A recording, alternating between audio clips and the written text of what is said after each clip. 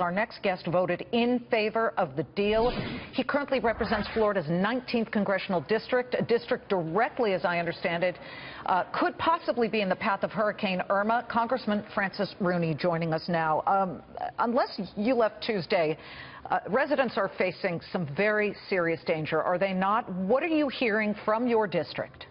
Well, this storm has the capacity to wreak unprecedented havoc and bring unprecedented danger to the people of Southwest Florida.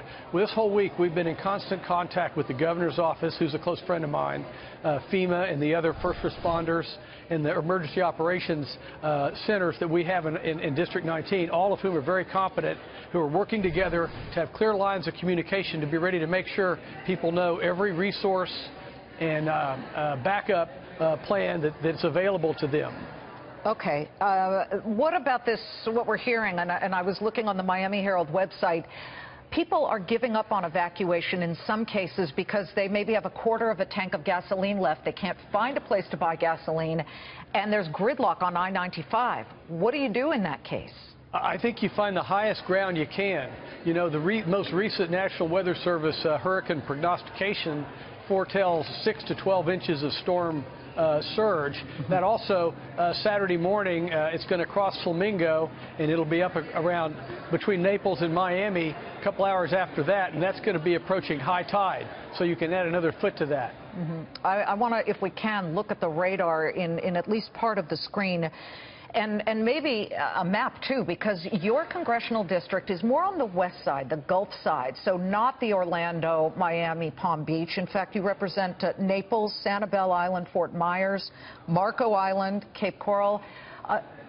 Right now, are they sort of thinking, well, it's not going to be as horrible for us because once it hits land, it'll maybe downgrade to a Category 3? Is that a danger to be thinking that way? It's a very grave danger to think that. There's not that much land between us and where this hurricane's going to cross. It's mostly wet swamp called the Big Cypress Swamp. So the hurricane won't bleed out like if it would going over a wheat field or something. And it's only going to be about 50 miles east of Naples and Lee and Collier County. So we're going to have to be really prepared and hope that we don't get these winds in excess of what they're predicting, which are quite high, 120 miles an hour. I do need to shift gears a bit away from the hurricane because as that is one huge issue that people are watching over the weekend.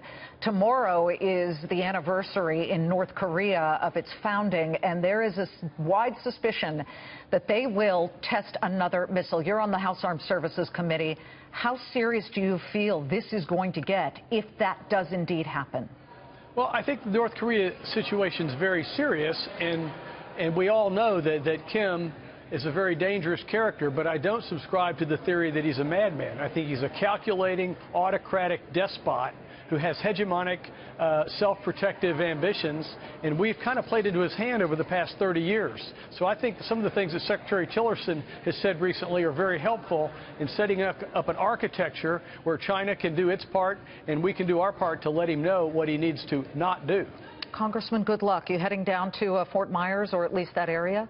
Oh, yeah. As soon as I can get in, I'm going to go. I don't think I can get down there this afternoon because we just finished up the voting, so it might be Monday after the storm passes. Good luck to you and your constituents. Thank you so much.